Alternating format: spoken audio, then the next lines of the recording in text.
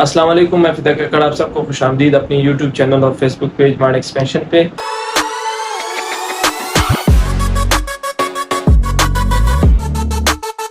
आज एक बार फिर हम अकाउंटिंग की तरफ जाते हैं और अकाउंटिंग का एक लेक्चर है हमारे पास, लायबिलिटीज़। इससे पहले कि मैं बताऊं कि हमने introduction to accounting plus basic concepts of accounting दोनों अपलोड किए गए हैं इस चैनल पे और प्लेलिस्ट में मौजूद हैं। आज बेसिकली हम डिस्कस करेंगे कि व्हाट इज़ लायबिलिटीज़ और उसके साथ साथ जो इसके टाइप्स हैं उनको भी डिस्कस करेंगे।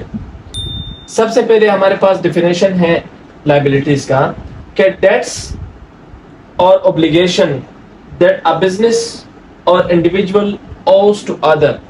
इसका मतलब ये है, हमारे बिजनेस टर्म में हम उधार को लायबिलिटीज़ कहते हैं और लायबिलिटी से मुराद वो ओब्लिगेशंस, वो फराइज़ या वो डेट्स, वो कर्जें, आप इसे ओब्लिगेशन भी कह सकते हैं और आप इसे डेट्स भी कह सकते हैं, जो कि एक बिजनेस या इंडिविजुअल, दोनों, एक इंडिविजुअल भी ले सकता है और एक बिजनेसमैन या बिजनेस कॉरपोरेशन भी ले सकता है।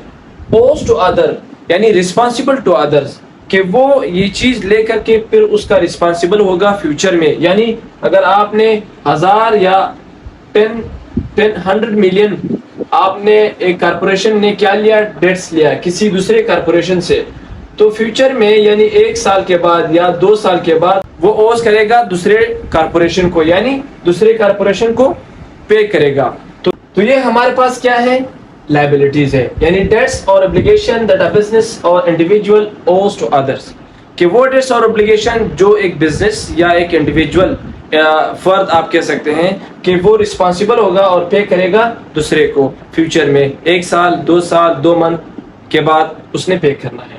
अब आते हैं इसके टाइप्स पे कि टाइप्स कितने हैं लायबिलिटीज के। एक है करंट लायबिलिटीज और दूसरा टाइप है हमारे पास नॉन करंट लायबिलिटीज, या आप इसे कह सकते हैं लॉन्ग टर्म लायबिलिटीज, ये भी कह सकते हैं। सबसे पहले डिस्कस करेंगे करंट लायबिलिटीज को कि करंट लायबिलिटीज क्या होते हैं। आर डेट्स और obligation due with in a short period of time less than 1 year, यानी ड्यू मतलब जब हम कर्ज ले लेते हैं 1 साल के लिए, यानी जनवरी 1 को आपने ले लिया तो नेक्स्ट जनवरी 1 को आपने इसको पे करना है, तो नेक्स्ट जनवरी 1 जो है क्या है, ड्यू डेट है।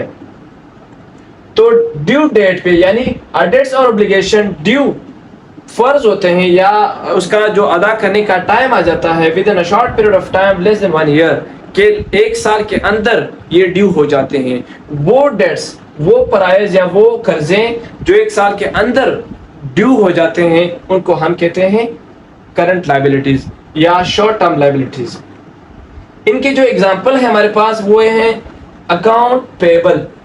अकाउंट पेबल से मुराद क्या है, एक कंपनी है वो एक मार्कर बेच देता है 100 रुपए का, लेकिन किस पे, क्रेडिट बेस पे 1 मंथ के लिए। तो 1 मंथ के बाद ये मार्कर जो कस्टमर ने ले लिया 100 रुपए का, तो ये कस्टमर के लिए क्या है, अकाउंट पेएबल है, यानी उसने पे करना है किसको, कॉर्पोरेशन को। इस तरह notes payable, short term loans जो हम शॉर्ट टर्म लोन्स लेते हैं 2 मंथ के लिए, 3 मंथ के लिए, 4 मंथ के लिए, 6 मंथ के लिए, नोट्स पेएबल जिसे हम कहते हैं कि आप, नोट्स पेएबल से मुराद कि आपने पे करना है, यानी आपके लिए एक कर्ज है। और इसके बाद है अक्रूड एक्सपेंस। वो एक्सपेंस मैंने यहाँ पर एग्जाम्पल लिखा है वेजेस, वो एक्सपेंस जो आपने किसी मजदूर से काम ले लिया, उसकी मजदूरी यानी उसका सर्विस ले लिया लेकिन उसको पेमेंट नहीं किया अभी तक, वो क्या है हमारे पास, अक्रूड एक्सपेंस है। अनअर्न्ड रेवेन्यू से मुराद payment received but service is remaining, कि आपने पेमेंट ले लिया। बाज़ औक़ात कंपनियां या कुछ लोग ऐसे करते हैं कि पेमेंट को एडवांस में ले लेते हैं और सर्विसेज या प्रोडक्शन बाद में दे देते हैं, तो वो आपके लिए क्या है, वो आपके लिए अनअर्न्ड रेवेन्यू है कि आपने पेमेंट तो रिसीव कर लिया लेकिन ये सर्विस अभी तक रिमाइनिंग है, आपने सर्विस देना है। अब आते हैं नॉन करंट लायबिलिटीज पे कि what are non current liabilities.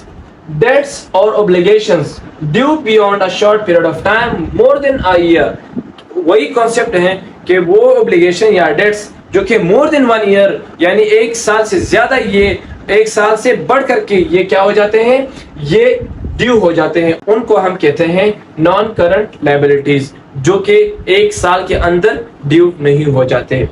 अब आते हैं एग्जाम्पल की तरफ कि हमारे पास एग्जाम्पल क्या है नॉन करंट लायबिलिटीज में, जिसमें है लॉन्ग टर्म डेट्स, जिसमें आता है बॉन्ड्स या मॉर्गेज। सबसे पहले बॉन्ड्स को थोड़ा सा डिस्कस करते हैं। कुछ कंपनीज, कुछ इदारे इस तरह होते हैं कि वो अपने बॉन्ड्स को इशू करते हैं, एक पेपर को वो इशू करते हैं और इस पेपर के बदले वो पेमेंट लेते हैं। जब पेमेंट ले लेते हैं, ये सिर्फ और सिर्फ इसलिए करते हैं कि वो अपने कैपिटल को रेज कर देते हैं, अपने कैपिटल को बढ़ा लेते हैं। तो एक पेमेंट यानी एक पेपर जो साइन हो गया एक क्लाइंट के दरमियान और एक कारपोरेशन के दरमियान। कारपोरेशन को तो क्लाइंट की तरफ से पैसे मिल गए, लेकिन क्लाइंट को एक पेपर मिल गया और उसके साथ साथ, जिसको हम बॉन्ड्स कहते हैं, और इसके साथ साथ क्लाइंट को टाइम के साथ साथ उस पर इंटरेस्ट भी मिलेगा, उधर इंटरेस्ट भी वो साइन कर लेते हैं। तो क्लाइंट के लिए क्या फायदा है, यानी प्रिंसिपल अमाउंट तो बाद में 5 साल के लिए एग्रीमेंट हो गया, 5 साल के बाद उसको प्रिंसिपल अमाउंट भी मिलेगा और उसके साथ इंटरेस्ट भी मिलेगा। अब आते हैं मॉर्गेज। मॉर्गेज क्या होता है, ये money from lender to borrower, एक किस्म का जो है ना प्रोसेस है कि हम लेंडर से पैसे लेते हैं और बोरोवर को देते हैं, यानी देने वाले से लेते हैं और लेने वाले को देते हैं। किस लिए, क्या हम रियल एस्टेट ले रहे हैं। रियल एस्टेट क्या होता है, property of land buildings with its natural resources, यानी ये एक किस्म की जो है ना प्रॉपर्टी डीलिंग भी होती है कि उसमें हम लैंड और बिल्डिंग को डील करते हैं, बेच देते हैं along with its natural resources. Like अगर उसी जमीन में क्रॉप्स होते हैं यानी फसल होते हैं, तो उसको भी हम उसके साथ दे देते हैं या उनको बेच देते हैं। तो ये जो मॉर्गेज है, ये भी आप एक किस्म का आपका नॉन करंट लायबिलिटी है कि 1 साल के बाद ये आप पे ड्यू हो जाती है।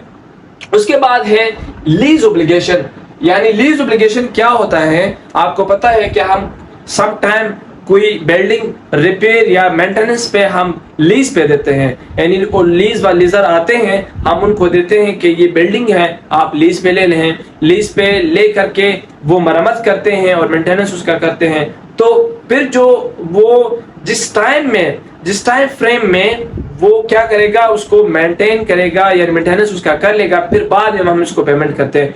तो इसलिए ये लीज ऑब्लिगेशन भी हमारे लिए नॉन करंट लायबिलिटी, क्योंकि हमने इसको बाद में पे करना है।